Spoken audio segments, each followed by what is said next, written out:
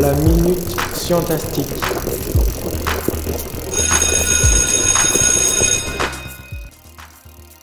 L'endroit de la tête où les animaux ont leurs yeux est relatif à leur intelligence. Ceux qui ont les yeux sur le devant, comme les lions, les singes, etc., sont plus intelligents que ceux qui ont les yeux sur le côté, comme les poules, les moutons.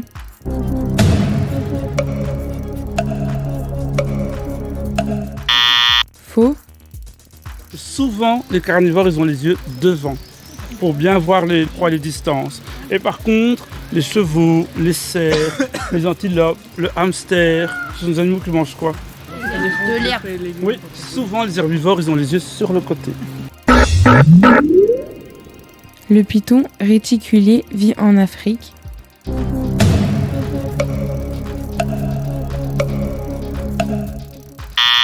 Faux. Le python réticulé, il vit en Thaïlande, en Indonésie, dans toutes les Philippines, donc dans toute l'Asie du Sud-Est. Le python réticulé a conquis plein d'îles parce qu'il nage très bien et s'est resté 30 minutes en apnée.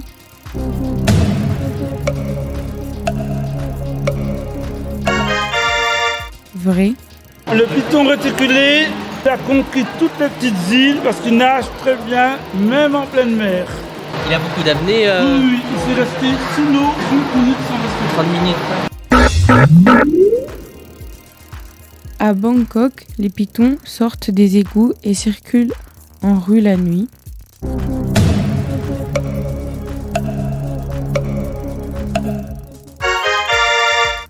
Vrai.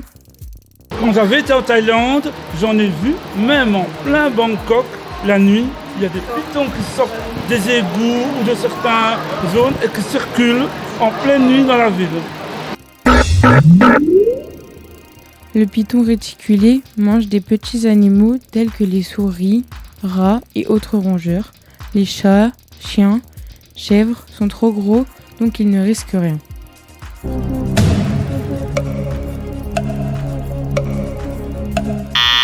Faux. Ils mangent des chats, des chiens, des chèvres, parce que c'est un paquet de proies énormes. Le python réticulé tue ses proies grâce au venin qu'il a dans ses crochets.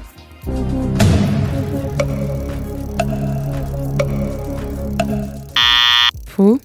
Il n'a pas de venin, il mord, il s'enroule autour de quelque chose, il serre très fortement, et alors la proie ne sait plus respirer, la circulation du sang est bloquée. Quand la proie est morte, il l'avale tout entière. La langue du serpent est fendue pour lui permettre de goûter les odeurs et de se diriger vers sa proie.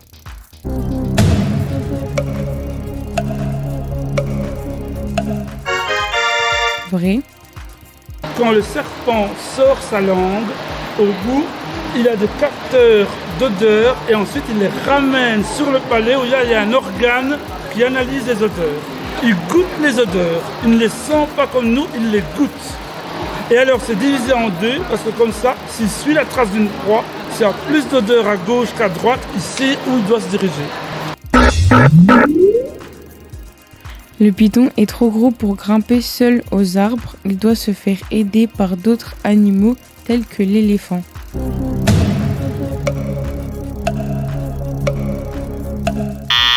Faux. Il sait sans problème grimper aux arbres aussi. La carapace de la tortue est constituée uniquement d'écailles.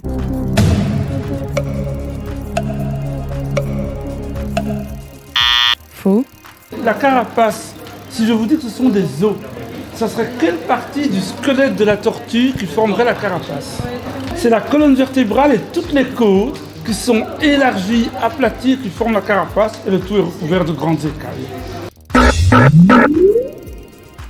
Les tortues peuvent sortir de leur carapace 15 minutes au maximum sous peine de se dessécher.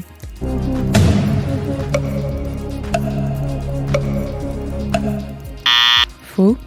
Une tortue, elle ne fait pas comme dans Franklin, elle ne sait pas sortir de sa carapace. C'est vraiment son dos et son corps, tout est attaché ensemble, les pattes, la tête, la carapace, etc. Tous les serpents sont ovipares Donc ils se reproduisent en pondant des œufs, sauf le cobra royal.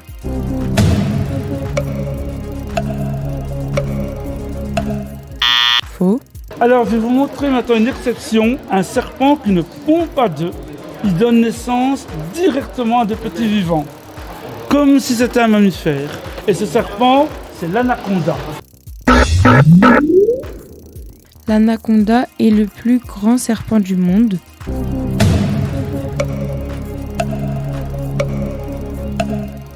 Faux. C'est le deuxième plus grand serpent au monde après le python réticulé qu'on a vu avant. Chez les serpents, les mâles sont toujours plus grands que les femelles.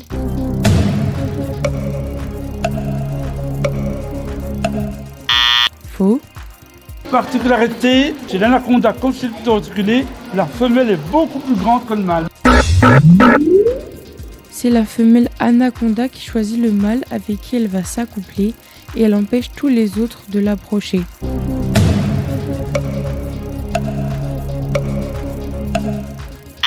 Faux.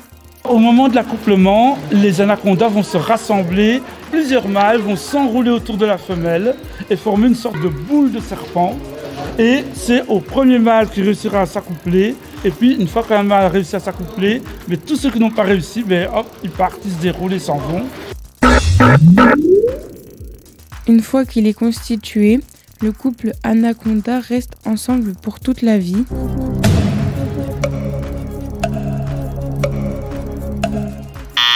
Faux.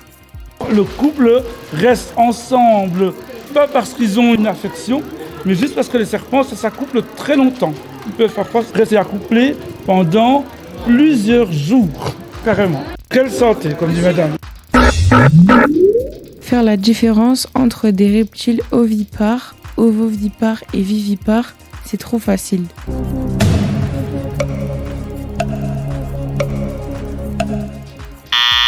Faux.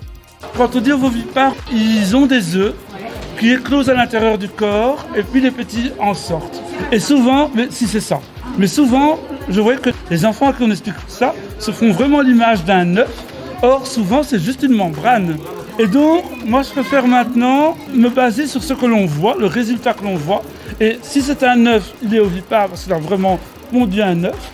Et si c'est un petit qui en sort, je préfère dire vivipare, mais alors en scindant, en disant que soit il y a un échange avec la mère, donc il y a vraiment un placenta ou le système sanguin qui est en commun, ou soit il n'y a pas d'échange. Et chez les reptiles, avant, on croyait qu'il n'y avait jamais d'échange.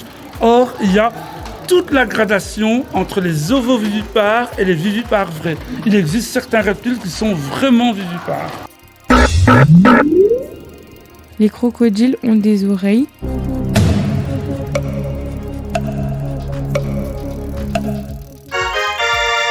Vrai. Est-ce qu'on voit des oreilles? Alors, juste derrière les yeux, il y a deux petites fentes avec la forme de l'oreille. On ne pense pas souvent que les crocodiliens, ils ont des oreilles visibles. C'est pas comme les autres reptiles. Chez le python, on n'a pas vu d'oreilles. La différence entre les crocodiles et les alligators se situe au niveau de la longueur des pattes. Le crocodile a des pattes en moyenne un tiers plus courtes que l'alligator.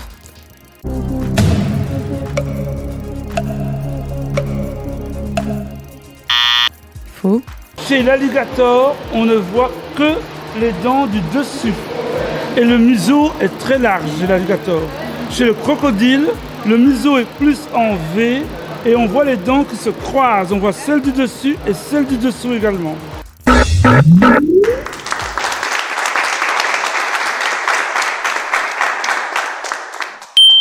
Les sciences vues comme ça, c'est vachement sympa.